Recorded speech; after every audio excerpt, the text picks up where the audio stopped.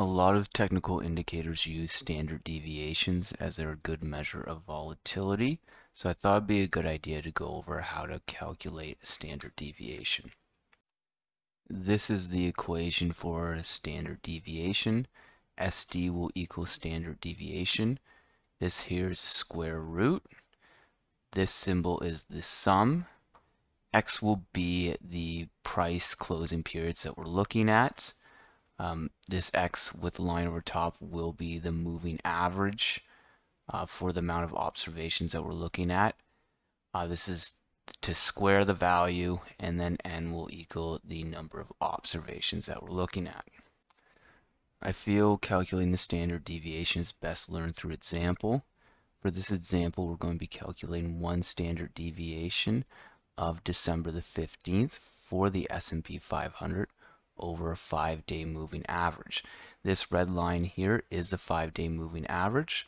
The top green line is if we add one standard deviation to the moving average, and the bottom green line is if we subtract one standard deviation from the moving average. So here's our equation for standard deviation. To begin this equation, the first number we'll need to calculate is the 5-day moving average of December the 15th. This here is the 5-day moving average. So the X with the line at the top is the first number we need to calculate. To calculate this, we're going to do a moving average of December the 15th. This is the closing price for December 15th.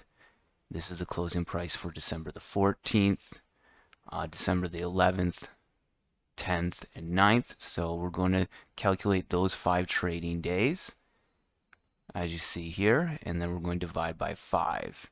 And what we get for a moving average is $3,669.31.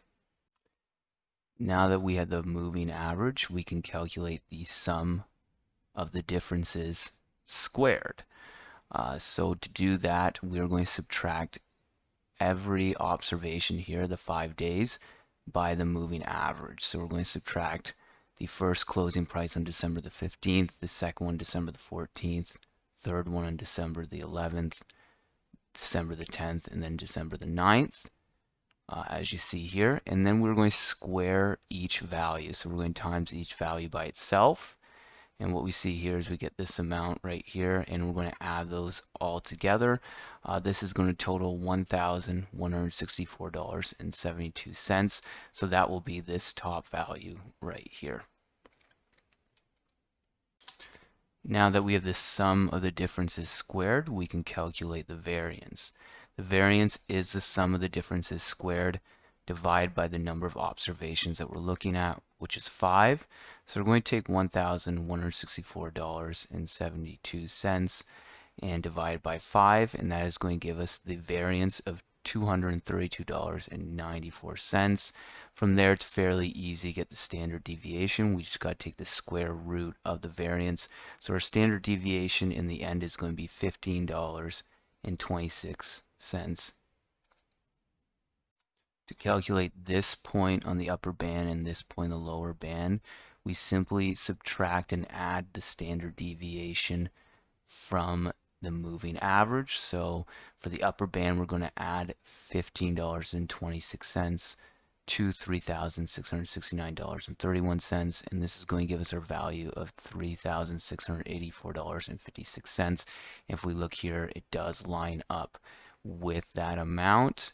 And for the lower band, to get this point, we're just going to subtract the standard deviation from the moving average. So $3,669.31 subtract $15.26, that is going to give us the value of $3,654.05, which will be this point right here. Standard deviation is a good volatility indicator that should be used in conjunction with a trend indicator. A high standard deviation suggests that the market has been having large price movements as of lately. Team that up with a trend indicator that is recommending that the market is in a bullish uptrend, you find yourself in a good spot to buy.